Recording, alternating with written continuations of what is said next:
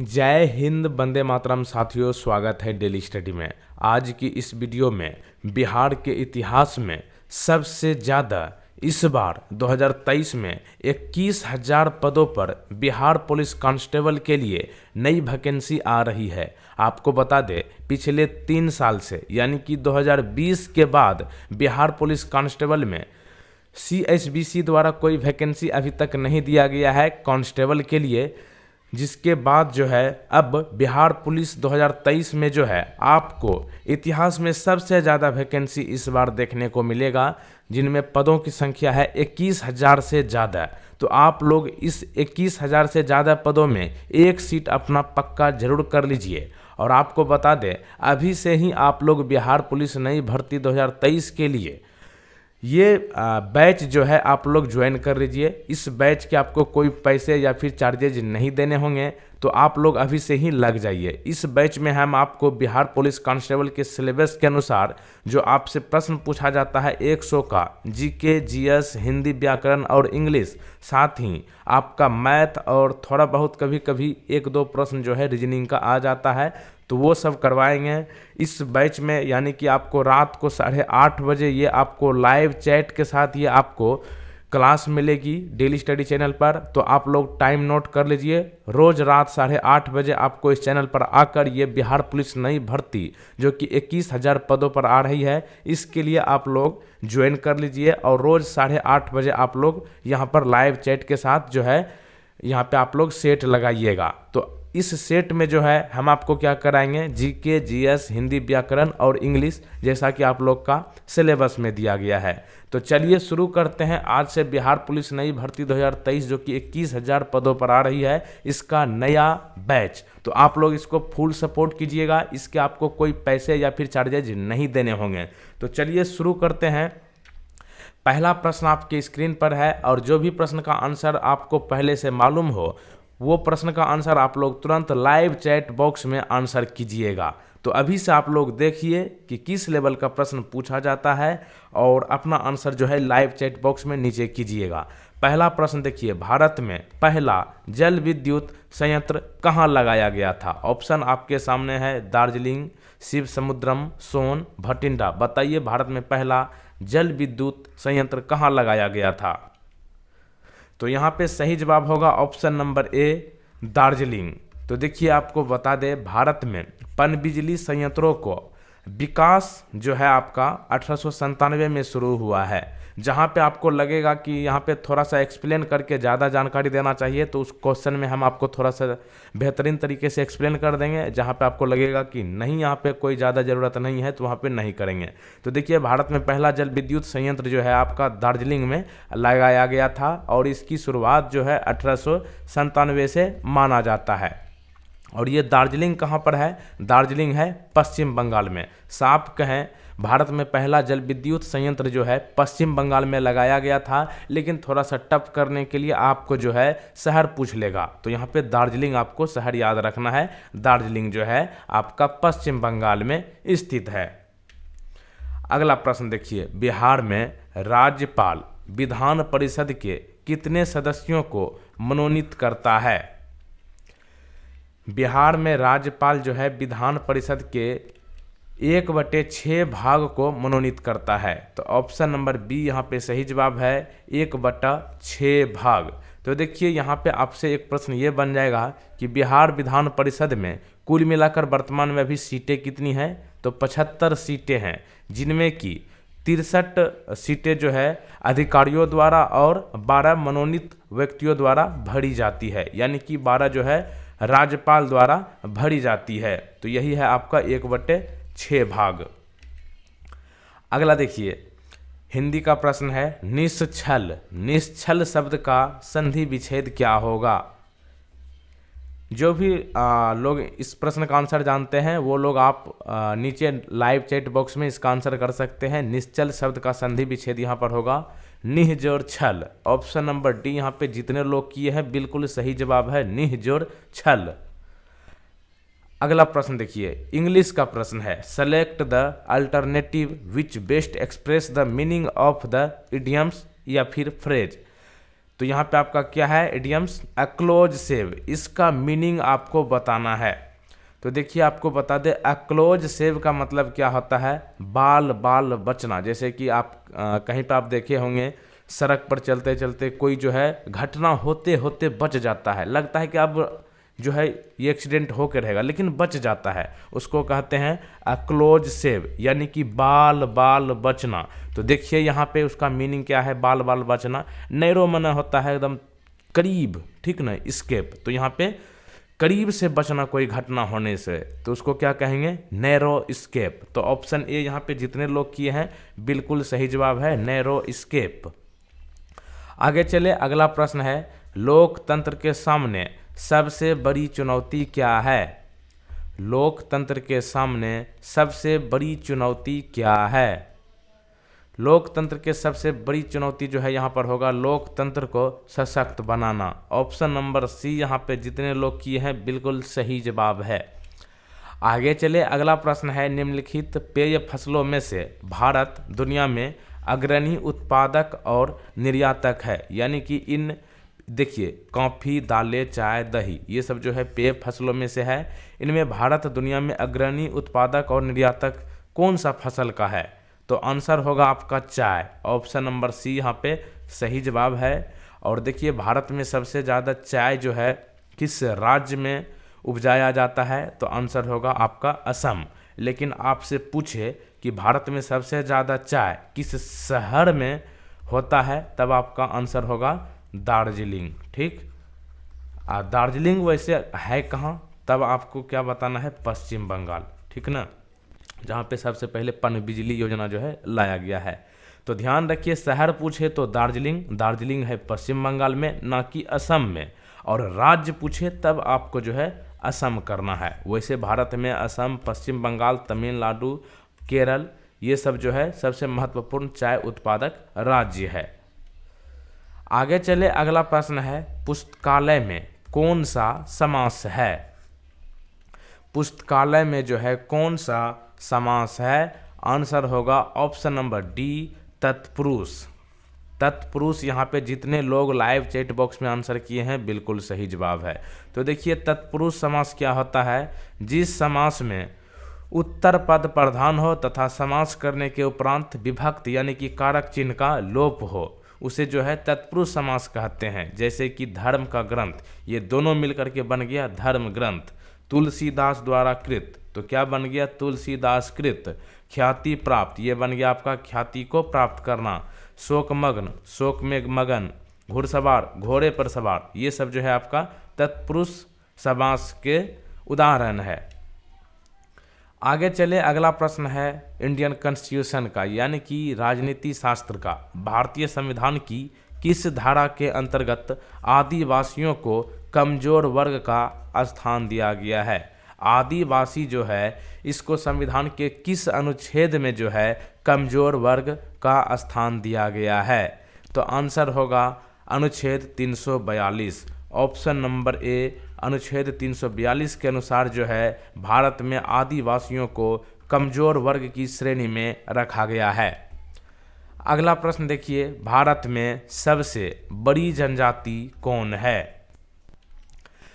तो ये होगा आपका भील। ऑप्शन नंबर ए यहाँ पे सही जवाब है। तो देखिए भील जो है ये छत्तीसगढ़, गुजरात, कर्नाटक, मध्य प्रदेश, महाराष्ट्र, आंध्र प्रदेश और राजस्थान में रहने वाले प्रमुख आदिवासियों का समूह में से एक ग्रुप है। तो ध्यान रखिए भारत में सबसे बड़ी जनजाति जो है भील है। Option number A. अगला प्रश्न देखिए, इनमें से कौन लोकतंत्र को मजबूती प्रदान नहीं करता है। ध्यान दे, प्रश्न में है इनमें से कौन सा लोकतंत्र को मजबूती प्रदान नहीं करता है। आंसर होगा विविधताओं में सामंजस्य का अभाव और संघर्ष। ऑप्शन नंबर सी सही जवाब है। अगला प्रश्न देखिए, इनमें से कौन सा वाक्य अशुद्ध है। यानी कि ये सभी के सभी वाक्य है, यानी कि कह सकते हैं ये हिंदी का प्रश्न है। इनमें से कौन सा वाक्य यानी कि कौन सा ऑप्शन जो है गलत तरीके से लिखा गया है। 3 ऑप्शन जो है आपका सही तरीके से लिखा गया है लेकिन एक गलत है। तो यहाँ पे आंसर आपका होगा बिना पैसे के किसी भी आदमी को सम्मान नहीं मिलता। बाकी के सभी ऑप्शन सही है। आज बजट पर बहस होगी, बिल्कुल सही लिखा है। घर पर सब कुशल है, ये भी सही लिखा है। किसान ने खेत में बीज बोया है, ये भी सही लिखा है। ऑप्शन नंबर ए में जो लिखा है बिना पैसे के किसी भी आदमी को सम्मान नहीं मिलता, तो यहाँ पे आप देखिएगा नहीं में एक बिंदी यहाँ पे छोड़ दिया गया है। नहीं आप लोग कैसे लिखते हैं, न हम दीर्घिकार और यहाँ पे एक बिंदी लिखते हैं। तो यहाँ पे आप ये नहीं की जगह पर ये नहीं करेंगे तब आपका वाक्य सही होगा। तो ऑप्शन ए सही जवाब है। देखिए यहाँ पे आपको देखने में साफ लगता है कि ये भी सही है, लेकिन आपको यहाँ पे एक्सपर्ट स्टूडेंट ही जो है थोड़ा सा इस पे ध्यान देगा। नहीं में एक बिंदी छोड़ने के कारण ये आपका आंसर हो गया। तो यहाँ पे अगला प्रश्न देखिए, मापनी यानी कि ये पैमाना, ये क्या है? मापनी की बात करें तो ये जो है आपका एक अनुपात है। ऑप्शन नंबर ए यहाँ पे सही जवाब है। जैसे कि देता है ना, एक आयत का लंबाई और चौड़ाई का अनुपात, तो कैसे लिखते हैं 3:2। जैसे कि अपना राष्ट्रीय ध्वज का रेशियो क्या है 3:2, यानी कि लंबाई 3 होगा तो चौड़ाई आपका 2 मीटर होगा। 3 मीटर अगर आप लोग लंबाई बनाते हैं ध्वज का तो 2 मीटर आपका चौड़ाई होना चाहिए, 3:2। तो यही है आपका अनुपात। इंग्लैंड में औद्योगिक क्रांति किस उद्योग से प्रारंभ हुई थी?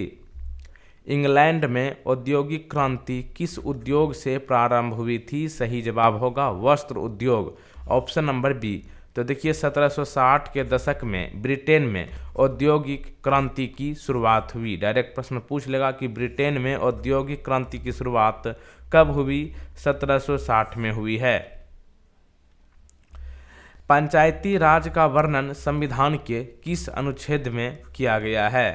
पंचायती राज का वर्णन भारतीय संविधान के किस अनुच्छेद में किया गया है? सही जवाब होगा अनुच्छेद 40, ऑप्शन नंबर ए यहाँ पे सही जवाब है।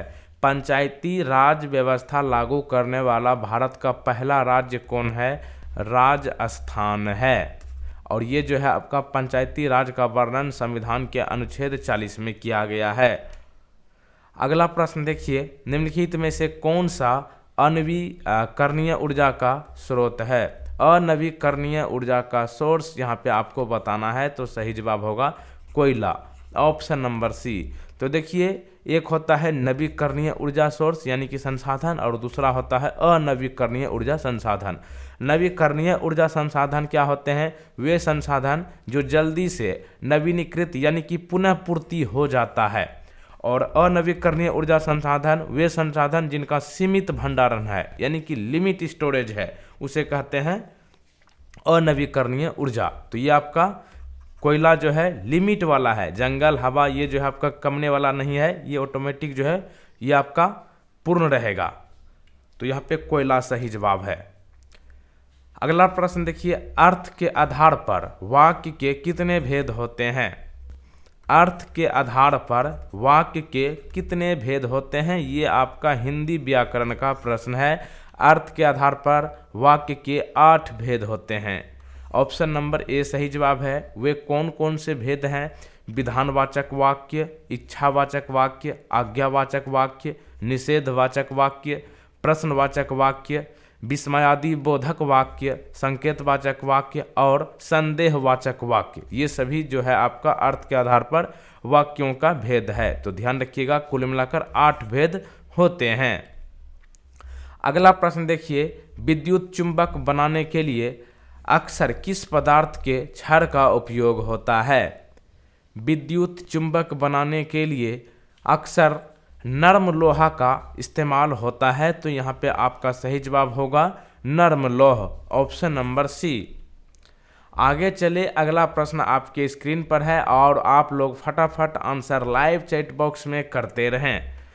निम्नलिखित में से किस द्रव की वाष्पन दर सर्वाधिक है? इनमें से किस द्रव की वाष्पन दर सर्वाधिक है? सही जवाब आपका नाखून पॉलिश रिमूवर होगा, ऑप्शन नंबर बी। तो देखिए वाष्पीकरण वह प्रक्रिया होती है जिसमें द्रव उबलने की तुलना में कम ताप पर गैस में परिवर्तित होता है। आगे चले, अगला प्रश्न है, ये एक आपका सिंबल है यानी कि चिन्ह, जैसे कहते हैं ना फुल स्टॉप, कोमा, हलंत, ये जो है आपका सिंबल है जिसे हिंदी में आप लोग कहते हैं चिन्ह। तो ये जो चिन्ह है ऐसे वाला, ये क्या कहलाता है? तो ये जो है आपका ऐसा वाला चिन्ह, आप देखिएगा एक्सक्लामेशन मार्क, यानी कि आश्चर्य वाला में होता है। जैसे कहता है ना, ओह तुमने घोड़े की यात्रा, घोड़े पर बैठ कर के वहाँ चला गया, जैसे कि छोटा सा बच्चा है, कोई आश्चर्य वाला काम कर दिया, तो उसे क्या कहेंगे? एक्सक्लामेशन मार्क उसमें जो है आपको लगाना पड़ेगा, ये ऐसे वाला, ठीक ना। तो ये है आपका सिंबल एक्सक्लामेशन। ऑक्सैलिक अम्ल का प्राकृतिक स्रोत इनमें से कौन है? ध्यान रखिए, ये वाला जो है ना, आप एक तरह से ये कह सकते हैं वैसा सेंटेंस या फिर वाक्य जिसमें आश्चर्य वाला बात हो, ठीक ना, तो उसमें जो है ऐसा वाला चिन्ह लगाते हैं, नीचे बिंदी दे देते हैं और एक यहाँ पे आपका लाइन, और इसको कहते हैं एक्सक्लामेशन चिन्ह। हिंदी में विस्मयाबोधि कहते हैं इसे, विस्मयाबोधि चिन्ह, ठीक ना। आश्चर्य वाला जैसे कैसे हो गया कि देखिए ये 5 साल का बच्चा इतना बड़ा काम कर लिया, पूरे दुनिया जीत लिया, तो आश्चर्य लगेगा ना। 5 साल का बच्चा साइकिल चला लिया तो आश्चर्य होगा। तो यही है आपका विस्मयाबोधि यानी कि एक्सक्लामेशन। तो अगला प्रश्न यहाँ पे 20 नंबर कर लीजिए, ऑक्सैलिक अम्ल का प्राकृतिक स्रोत इनमें से कौन है? ऑक्सैलिक अम्ल जो है सबसे ज़्यादा आपका यहाँ पर टमाटर इसका सोर्स है। तो देखिए एक होता है सिट्रिक अम्ल, ठीक ना। तो सिट्रिक अम्ल जो है आपका सिट्रस फल जैसे नींबू, लाइम, संतरा, ये सब होता है। और एस्कोर्बिक अम्ल जो है आंवला, खट्टे फल, कीवी, आम, पपीता, हरी पत्तेदार सब्जियां होते हैं। तो यही 3 के बारे में पूछा जाता है। ऑक्सैलिक अम्ल का यहाँ पे सोर्स सबसे ज़्यादा टमाटर होगा, और सिट्रिक अम्ल में नींबू सबसे ज़्यादा ऑप्शन में रहता है, और एस्कोर्बिक अम्ल में जो है आपका आंवला ऑप्शन में रहता है। तो ये आप ध्यान रखिए। अगला प्रश्न देखिए, इनमें से कौन सा वाक्य अशुद्ध है? यानी कि इनमें से कौन सा वाक्य जो है एक जिसमें कि त्रुटि है, उस वाक्य को पहचानना है, यानी कि उस ऑप्शन को पहचानिए जिस वाक्य में अशुद्धि है। तो यहाँ पे सभी को पढ़िए, ये हमारा घर है, दूसरा है हाथी बहुत मोटी है, गोपाल ने नया कपड़ा खरीदा, राजू की माँ बहुत दुखी है। तो इन सब में गलत देखिएगा तो इसमें है हाथी बहुत मोटी है। ये कैसे होगा? हाथी जो है आपका ऐसे लिखा जाता है, मोटी नहीं मोटा, ठीक ना। हाथी बहुत मोटी नहीं बल्कि हाथी बहुत मोटा है। तो ऑप्शन सी यहाँ पे, सॉरी ऑप्शन नंबर बी यहाँ पे सही जवाब है। आगे चले, अगला प्रश्न है, प्लाज्मा झिल्ली किससे बनी होती है? प्लाज्मा झिल्ली किससे बनी होती है? तो ये होगा आपका प्रोटीन, कार्बोहाइड्रेट और फॉस्फोलिपिड। तो यहाँ पे ऑप्शन सी सही जवाब है। अगला प्रश्न देखिए, पृथ्वी पर गुरुत्वीय त्वरण का मान क्या होता है? पृथ्वी पर गुरुत्वीय त्वरण का मान क्या होता है? तो सही जवाब होगा भूमध्य रेखा पर सबसे कम होता है। तो देखिए गुरुत्वीय त्वरण क्या होते हैं? गुरुत्वाकर्षण के प्रभाव में पृथ्वी पर किसी वस्तु के गिरने से होने वाले त्वरण को कहा जाता है गुरुत्वीय त्वरण। आगे चले, अगला प्रश्न है, तत्व मैग्नीशियम सल्फर के साथ अभिक्रिया कर कौन सा बंध बनाता है? तत्व मैग्नीशियम सल्फर के साथ अभिक्रिया कर कौन सा बंध बनाता है? तो सही जवाब होगा आयनिक बंध, ऑप्शन नंबर ए। आगे चले, अगला प्रश्न है, निम्नलिखित में से कौन एकल परमाणविक है? एकल परमाणविक इनमें से कौन है? तो यहाँ पे सभी सही जवाब है, यानी कि हीलियम, नियोन, ऑर्गन, ये सभी जो है एकल परमाणविक है, यानी कि उपयुक्त सभी ऑप्शन नंबर डी। अच्छा, एकल परमाणविक होता क्या है? जो ऑप्शन यहाँ पे सही है, सभी के सभी सही कैसे हो गया? तो देखिए एकल परमाणविक कई तत्वों के अणु केवल एक परमाणु से बने होते हैं, जैसे कि ऑर्गन, हीलियम, नियोन, ये सब जो है एकल परमाणविक का एग्जाम्पल कह सकते हैं। तो ये सभी आपका सही जवाब है। अगला देखिए, माया महाठग्नि हमजानो में कौन सा अलंकार है? क्या है? माया महाठग्नि हमजानो, इनमें कौन सा अलंकार है? तो सही जवाब होगा यहाँ पर श्लेष अलंकार, ऑप्शन नंबर डी। तो देखिए श्लेष अलंकार जो है, जहाँ पर किसी एक शब्द का अनेक अर्थों में प्रयोग हो वहाँ श्लेष अलंकार होता है। और इस वाक्य में माया शब्द से दो अर्थ जुड़े हैं, माया अर्थात पैसा, और माया दूसरा का मतलब है यहाँ पर मीठा बोलने वाला व्यक्ति, माया। ठीक, तो यहाँ पे देख लिया आप, ये जो है आपका श्लेष अलंकार का एग्जाम्पल है, यानी कि सेंटेंस है। आगे चले, इंग्लिश का है प्रश्न आपके सामने, fill up the blank with the correct option. देखिए यहाँ पे आपका एक सेंटेंस दिया गया है और ये यहाँ पर खाली जगह है, इसमें आपको इस ऑप्शन में से क्या रख देना है जो ये वाक्य पूरी तरीके से 100% सही हो जाए। तो देखिए आपके कांस्टेबल एग्जाम में कोई वैसे टफ वाला इंग्लिश का प्रश्न नहीं पूछा जाता है, बिल्कुल बेसिक लेवल का पूछा जाता है। अगर आप लोग ट्रांसलेशन बनाए होंगे तो आप ऐसे बनाते होंगे, वे जो है वह टहलती है, तो कैसे बनाते हैं, वह प्रतिदिन टहलती है। देखिए क्या है यहाँ पे, वाक सब में है, वाक्य आपका वर्ब है, मेन वर्ब, तो वाक माने क्या होता है, टहलना, और यहाँ पे डेली माने क्या होता है, प्रतिदिन। तो कैसे बनाते हैं, वह प्रतिदिन टहलती है, तो इसमें क्या लगता है, वॉक्स, WALKS। तो ऑप्शन नंबर सी यहाँ पे सही जवाब है। आगे चले, निम्नलिखित में से कौन सा संयोजित टीका है जो बच्चों का डिप्थीरिया, काली खांसी और टेटनस के बचाव के लिए दिया जाता है। डिप्थीरिया, काली खांसी और टेटनस के बचाव के लिए दिया जाता है DPT टीका। क्या है, DPT टीका। और DPT टीका का मतलब क्या होता है, डिप्थीरिया, पर्टुसिस और टेटनस। क्या है, DPT का पूरा नाम है डिप्थीरिया, पर्टुसिस और टेटनस। इसका टीका जो है 3 चीज़ों से बचाता है, कौन कौन, डिप्थीरिया और काली खांसी और टेटनस। आगे चले, निम्नलिखित में से कौन सा त्वरण का मात्रक नहीं हो सकता है। त्वरण यानी कि एक्सक्लेरेशन का जो है यहाँ पे यूनिट इनमें से कौन नहीं हो सकता है, तो आंसर होगा आपका किलोमीटर पर सेकेंड। तो देखिए किलोमीटर पर सेकेंड जो है आपका वेग का मात्रक है, तो ऑप्शन नंबर सी यहाँ पे सही जवाब है। आगे चले, उन अंगों का नाम बताइए जो मानवों में उत्सर्जन तंत्र को बनाते हैं। उन अंगों का नाम बताएं जो मानवों में उत्सर्जन तंत्र को बनाते हैं, तो आंसर होगा आपका 2 वृक्क, 2 मूत्रवाहिनी, मूत्राशय और मूत्रमार्ग, यानी कि उपरोक्त सभी यहाँ पे सही जवाब है। तो ऑप्शन डी यहाँ पे सही जवाब। अगला प्रश्न देखिए, मोहन ने कहा कि मैं खेलूंगा, इस वाक्य में कर्ता कौन है। कर्ता इसमें आपको पहचानना है, और आप लोग नीचे कमेंट बॉक्स में इस प्रश्न का आंसर कर रहे हैं। तो यहाँ पे आप जो भी लोग मोहन को आंसर किए हैं बिल्कुल सही जवाब है। तो देखिए कर्ता के बारे में पूछा गया है, कौन कहा कि मैं खेलूंगा, कर्ता ने कहा, कर्ता कौन हुआ, मोहन हुआ, मोहन ने कहा कि मैं खेलूंगा, तो मोहन यहाँ पे सही जवाब है। आगे चले, भोपाल त्रासदी में किस गैस का रिसाव हुआ था। भोपाल गैस त्रासदी के बारे में आप 10वीं में भी पढ़े होंगे, तो इसमें जो है आपका मिथाई आइसोसाइनाइट जो है गैस रिसाव हुआ था, तो ऑप्शन नंबर सी यहाँ पे सही जवाब है। अगर आप लोग 10वीं की क्लास किए होंगे तो वहाँ पर भी आपको भोपाल त्रासदी के बारे में पढ़ाया गया था।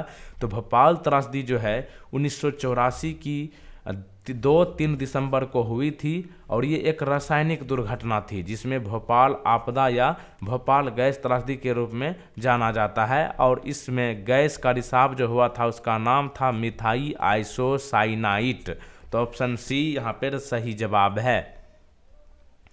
आगे चले, भाखड़ा नांगल परियोजना किस नदी पर स्थित है। भाखड़ा नांगल परियोजना की बात करें तो ये आपका सतलज नदी पर है, ऑप्शन नंबर ए यहाँ पर सही जवाब है। और भाखड़ा नांगल परियोजना जो है सतलज नदी पर किस राज्य में है, तो ध्यान रखिए हिमाचल प्रदेश में। हिमाचल प्रदेश में कहाँ, बिलासपुर। अगला प्रश्न आपकी स्क्रीन पर आ चुका है, जयप्रकाश नारायण अंतर्राष्ट्रीय हवाई अड्डा बिहार के किस शहर में स्थित है। तो ये प्रश्न आप लोग बहुत आसानी से कर लीजिएगा, क्योंकि जयप्रकाश नारायण इंटरनेशनल एयरपोर्ट जिसे कि JP नारायण इंटरनेशनल एयरपोर्ट कहते हैं, ये आपका राजधानी पटना में है। तो ऑप्शन नंबर डी सही जवाब। अगला प्रश्न देखिए, भारत में वन्य जीव संरक्षण अधिनियम कब से लागू हुआ था? भारत में वन्य जीव संरक्षण अधिनियम कब से लागू हुआ? तो ये होगा आपका 1972। ऑप्शन नंबर बी यहाँ पर सही जवाब है। अगला प्रश्न देखिए, काम का ना काज का दुश्मन अनाज का, ये लोकोक्ति का अर्थ क्या है? काम का ना काज का दुश्मन अनाज का, यहाँ पर जितने भी लोग लाइव चैट बॉक्स में ऑप्शन नंबर सी को किए हैं, बिल्कुल सही जवाब है। दूसरों पर बोझ बनकर रहना, ये जो है आपका काम का ना काज का दुश्मन अनाज का अर्थ दे रहा है, दूसरों पर बोझ बनकर रहना। अगला प्रश्न देखिए, समुद्री मार्ग से विश्व का परिभ्रमण सबसे पहले किसने किया? समुद्री मार्ग से विश्व का परिभ्रमण सबसे पहले किया है मैगेलन। ऑप्शन नंबर बी यहाँ पे जितने भी लोग लाइव चैट बॉक्स में किए हैं, बिल्कुल सही जवाब है। मैगेलन जो है आपका पुर्तगाली खोज करता है और इनका पूरा नाम फर्डिनेंड मैगेलन है, और इसको दुनिया का चक्कर लगाने के लिए पहला मिशन आयोजित करने का श्रेय दिया जाता है। तो ध्यान रखें, समुद्री मार्ग से विश्व का परिभ्रमण सबसे पहले फर्डिनेंड मैगेलन ने किया था, जो कि 1480 से 1521 तक किया था। आगे चले, अगला प्रश्न है, भारत की वित्तीय राजधानी कहाँ है? वैसे तो आप लोग जानते हैं राजधानी है आपका दिल्ली, और फिनेंशियल कैपिटल आपका मुंबई है। जैसा कि आप लोग जानते हैं आरबीआई जो कि इंडिया में बैंकों का बैंक है, रिजर्व बैंक ऑफ इंडिया, जो कि करेंसी वगैरह छापती है, इसका हेडक्वार्टर कहाँ है? मुंबई में है। वैसे एक प्रश्न आपको यहाँ पे बता दूं, रिजर्व बैंक ऑफ इंडिया जो है 1 रुपये के नोट को छोड़कर जितने भी रुपये 1 रुपये से बड़े होते हैं, वे जो है आपका रिजर्व बैंक ऑफ इंडिया के द्वारा जारी किया जाता है, और 1 रुपये के नोट जो है भारत सरकार के वित्त मंत्रालय द्वारा जारी किया जाता है। तो ध्यान रखें, 1 रुपये को छोड़कर सभी रुपये यानी कि सभी करेंसी आरबीआई द्वारा जारी किया जाता है। रिजर्व बैंक ऑफ इंडिया का हेडक्वार्टर मुंबई में है, तो वैसे आप ध्यान रख लीजिए, वित्तीय राजधानी यही है आपका मुंबई। आगे चलिए, अगला प्रश्न है, select the alternative which best express the meaning of the idioms phrase. ये भी आपका इंग्लिश का प्रश्न है। यहाँ पे है आपका अकीन टू का यहाँ पर आपको मीनिंग बताना है। अकीन टू का मतलब आपका होगा similar to something. Akin to का कहने का मतलब ये हुआ कोई भी चीज़ जो एक दूसरा से मिलता जुलता हो, मतलब एक ही जैसा दिखने में लगने वाले चीज़ों को अकीन टू कहा जाता है, यानी कि सिमिलर टू समथिंग, एक जैसा होना। अगला प्रश्न देखिए, रेटिना प्रकाश को किस में परिवर्तित करता है?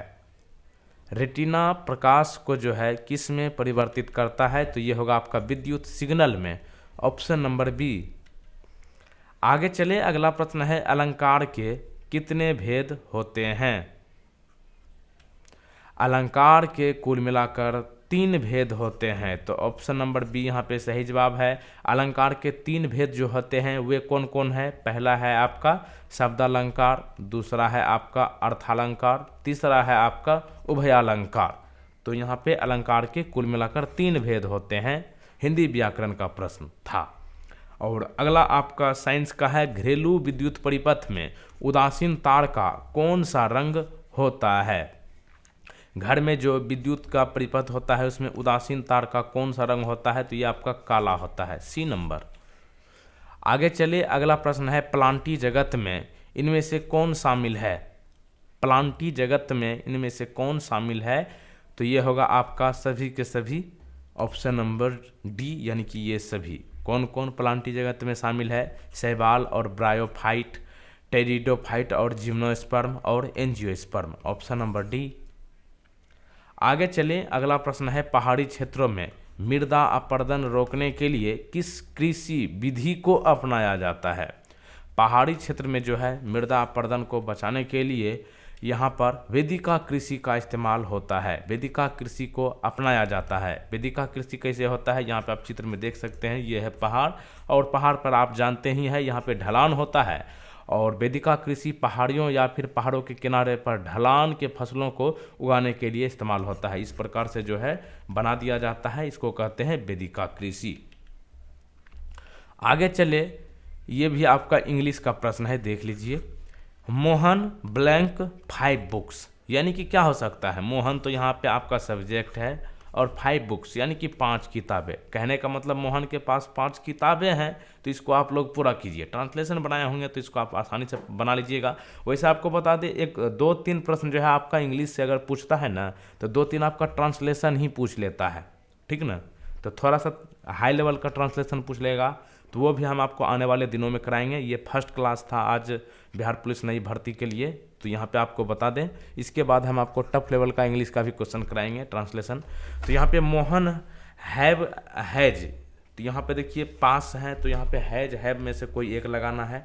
मोहन के साथ जो है ये आपका सिंगुलर है, तो यहाँ पे हैज लगाइए। मोहन हैज 5 बुक्स, तो यहाँ पे कुछ लोग क्या करते हैं, यहाँ पे 5 बुक्स देखा तो समझ जाते हैं कि ये जो है आपका प्लुरल है, इसी के अनुसार हैव को लगा देते हैं, जो कि गलत है। यहाँ पे आपको जो है वर्ब जब भी लगाना है, हेल्पिंग वर्ब, तो ये सब्जेक्ट के अनुसार। तो मोहन यहाँ पे सब्जेक्ट है और मोहन जो है आपका सिंगुलर है, तो यहाँ पे मोहन के साथ हैज होगा। तो यहाँ पे ऑप्शन नंबर सी यहाँ पे जितने लोग किए हैं बिल्कुल सही जवाब। आगे चले, पंचमढ़ी में कौन सा समास है। पंचमढ़ी की बात करें तो इसमें द्विगु समास है, ऑप्शन नंबर सी। अच्छा, द्विगु समास क्या होता है। जिस समास का पूर्व पद संख्यावाचक विशेषण हो उसे जो है द्विगु समास कहते हैं। जैसे यहाँ पे दिया गया है पूर्व पद संख्यावाचक होनी चाहिए, संख्यावाचक विशेषण होनी चाहिए। तो देखिए यहाँ पे पंचमढ़ी है, पंचमढ़ी में पूर्व पद क्या, जैसे कि यहाँ से आप देखिए इसको हाफ करके पंच, पंच मतलब क्या, पंच मतलब कह सकते हैं आप 5, ठीक ना। पंच, पंच परमेश्वर, आपने कहानी पढ़ा होगा 10वीं में हिंदी का। तो पंच परमेश्वर जो है ये सब आपका पंच मतलब क्या, पंच माना एक तरह से मीटिंग करने वाला एक सदस्य हो, जो कि मतलब हेड हो। तो पंच मतलब 5 आदमी का समूह कह सकते हैं इसे, तो यही वो आपका पंच। तो यहाँ पे पंचमढ़ी है और इसका मतलब जो है यहाँ पे होता है 5 मढ़ियों का समूह। तो यहाँ पे आपको ध्यान रखना है, द्विगु समास का मतलब ऐसा होना चाहिए कि पूर्व पद जो है संख्यावाचक विशेषण होना चाहिए। जैसे कि अठन्नी, अठन्नी में 8 मतलब क्या, 8 मतलब 8, यानी कि 8 आनों का समूह। पंचमढ़ी मतलब पंच, पंच हो गया आपका 5 मढ़ियों का समूह। तो ऐसे आप याद रखें। आगे चलें, मैक्स MACS 1407, ये जो है किसकी एक अधिक उपज देने वाली कीट मुक्त किस्म है। ये जो है आपका एक फसल का किस्म है MACS 1407, ये आपका सोयाबीन का एक किस्म है। ऑप्शन नंबर सी यहाँ पे सही जवाब है, मैक्स 1407। सोयाबीन का जो है ये आपका अधिक उपज देने वाली एक कीट फ्री किस्म है। आगे चलिए, अगला प्रश्न देखिए, आनुवांशिकी के जनक के रूप में किसे जाना जाता है। आनुवांशिकी के जनक के रूप में किसे जाना जाता है। तो आप लोग आंसर यहाँ पे जितने भी किए हैं लाइव चैट बॉक्स में, ग्रेगोर मेंडल बिल्कुल सही जवाब है, option number A. Gregor Mendel जो है आनुवांशिकी के जनक के रूप में जाना जाता है। अगला प्रश्न देखिए, पटना हाईकोर्ट की स्थापना कब हुई। पटना हाईकोर्ट की स्थापना की बात करें तो ये 1916 में हुआ है, ऑप्शन नंबर ए। आगे चलें, अगला प्रश्न है, इनमें से कौन सा वाक्य शुद्ध है। अभी तक मैंने आपको जितने भी प्रश्न कराए हैं इससे पहले अभी इसी वीडियो में सब में अशुद्ध था, ठीक ना, अशुद्ध यानी कि त्रुटि वाला आपको बताना था। यहाँ पे है शुद्ध वाक्य, यानी कि जिसमें त्रुटि ना हो उस वाक्य आप लोग यहाँ पे चयन कीजिए। तो यहाँ पे आप देखिए, नदियाँ बह रही है, तारा निकल आए, माली ने सब पेड़ काट डाला, अभ्यास करते ही रहने से हम शुद्ध हिंदी बोल सकता है। तो यहाँ पे आप देखिएगा तो ये सही आपको गलत ही दिख रहा होगा, नीचे नदियाँ बह रही है, यही आपका सही जवाब है। देखिए जैसे कि यहाँ पे देख लीजिए डी नंबर में, अभ्यास करते ही रहने से हम शुद्ध हिंदी बोल सकता नहीं, बोल सकते हैं रहता, तो ये भी सही हो जाता। तो यहाँ पे आप कहीं ना कहीं आप देखिएगा तो गलती है, लेकिन नदियाँ बह रही है ये बिल्कुल सही जवाब है। तो यहाँ पे 50 क्वेश्चंस आज हमने आपको करवाया। अब एक प्रश्न आपके लिए रखे हैं, प्रश्न है, बिहार में कुल प्रखंडों की संख्या कितनी है? इस प्रश्न का आंसर आपको नीचे कमेंट बॉक्स में बताना है। और एक बात आपको बता दें कि अगर आप लोग अभी से ही तैयारी कर रहे हैं तो आप लोग प्रतिदिन यहाँ पे जो है विजिट कीजिए www.dailystudy.co.in। यहाँ पर जो है आपको बिहार पुलिस के लिए स्पेशल आपको यहाँ पे क्वेश्चन मिलेंगे और यहाँ पे सब्जेक्ट वाइज यानी कि आप जो है विषय को अलग अलग से यहाँ पे पढ़ सकते हैं बिल्कुल फुल डिटेल्स के साथ। और यहाँ पर जो है आपको करंट अफेयर्स भी स्पेशल बिहार के लिए यहाँ पे आपको क्वेश्चन मिलेंगे, यानी कि यहाँ पे क्वेश्चन आपको डायरेक्ट पढ़ने के लिए नहीं मिलेगा। जैसे कि आप लोग वहाँ पे पहले क्वेश्चन को पढ़िएगा तो आप वहाँ पर आंसर डायरेक्ट नहीं दे सकते हैं, देख नहीं पाइएगा। जब तक आप लोग 100 आंसर पे क्लिक कीजिएगा तब आपको जो है आंसर देखने को मिलेगा। तो यहाँ पे जाइए और यहाँ पे आप भी क्विज लगाइए अभी से ही, ताकि आपको एग्जाम में कोई परेशानी ना हो। तो यहाँ पे है आपका वेबसाइट है www.dailystudy। यहाँ पे देखिए ऊपर में है फ्री नोट्स के बाद यानी कि फ्री नोट्स भी यहाँ पे मिलेगा, कहने का मतलब यही है। तो वेबसाइट क्या है? www.dailystudy.co और .in डेली स्टडी यहाँ पे जाइए www.dailystudy.co.in और यहाँ पे बिल्कुल फ्री में सारा चीज़ जो है आप सारा कंटेंट लीजिए अभी से, कोई भी पैसे देने की आवश्यकता नहीं है।